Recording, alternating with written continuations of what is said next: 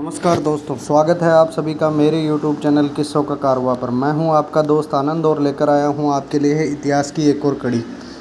जी हां दोस्तों, खंडेला के इतिहास में अपन ने पिछली कड़ी में पढ़ा था कि राजा हमीर सिंह के दो पुत्र थे, जिनमें प्रताप सिंह बड़े और बागीर सिंह छोटे पुत्र थे। राजा हमीर सिंह का स्वर्गवास ईस्वी सन 1935 में हुआ। इनके समाधि स्थल पर 8 खंभों की छतरी बनी हुई है, जिसका निर्माण उनके पुत्र प्रताप सिंह ने करवाया। जी हाँ दोस्तों, अपना देश 1947 में आज़ाद हुआ और 35 के अंदर खंडेला के राजा का स्वर्गवास हो गया। और इनके जो छतरी बनाई गई उसका जो है पूर्णता प्रदान की वो थी इनके पुत्र राम सिंह। इनके बड़े पुत्र प्रताप सिंह को राजा बनाया गया। प्रताप सिंह जी को खेलों में बड़ी रुचि थी, ये घुड़सवारी अच्छी किया करते थे। इन्होंने अपने अभिलेखागार से केसरी सिंह रासा कृति को निकालकर विद्वान पंडित जाबरमल शर्मा को दी। फिर उन्होंने इसका अनुवाद करके केसरी सिंह समर नाम से प्रकाशित की, जिसे खंडेला का प्रसिद्ध ग्रंथ भी कहा जाता है। पुरातत्व के प्रकांड पंडित श्री गौरीशंकर हीराचंद ओझा को भी उन्होंने खंडेला बुलाया और राजा प्रताप सिंह ने उनके साथ काफ़ी भ्रमण किया और खंडेला तथा सकराय माता के प्राचीन शिलालेखों के ओझा जी द्वारा वाचन के श्रेय का भागीदार भी बने हैं। राजा प्रताप सिंह ने सिर्फ एक ही विवाह किया और अजमेर के पिसांगन के राजा रणछोड़ सेन जोधा की बहिन जोधी जी से विवाह हुआ। इनसे इनको 2 पुत्र और 3 पुत्रियां हुई।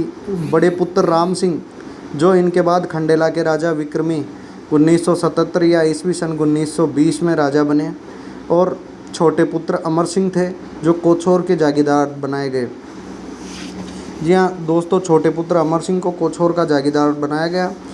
इन्होंने राजस्थान पुलिस में धीरे धीरे उन्नति करके विभाग के सर्वोच्च पद IGP तक पहुँचे और सेवानिवृत्त हुए।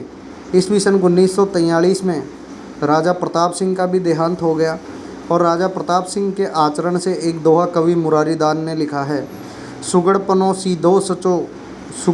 सीधो सचो आदर सूदी अमाप सेखो दूजो रायसल पारस गुणा अमाप। इसका मतलब है कि इतने सीधे सुगढ़ और सच्चे राजा थे जो हर किसी का आदर करते थे, जिनकी तुलना रायसल पहले शेखा जी दूसरे रायसल से तुलना की गई है और पारस रूपी गुणों का बखान किया गया है।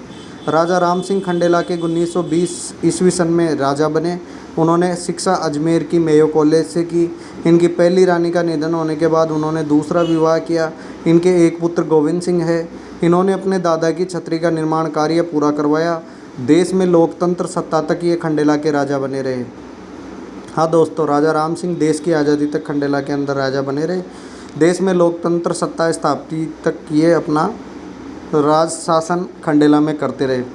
बताया जाता है कि 1992 में अजमेर के खरवा हाउस में इनका देहांत हो गया। इनके वंशज आज भी जयपुर खंडेला बड़ा पाना हाउस में रहते हैं और छोटा पाना के वंशजों में डॉक्टर रायसल जी आज भी खंडेला छोटा पानागढ़ में काबिज है और बीमार लोगों की सेवा में सेवारत हैं, और वो अपनी हेरिटेज होटल का भी बखूबी संचालन करते हैं, जहां विदेशी लोग यहाँ ठहरते हैं और राजसी ठाट बाट का अनुभव लेते हैं।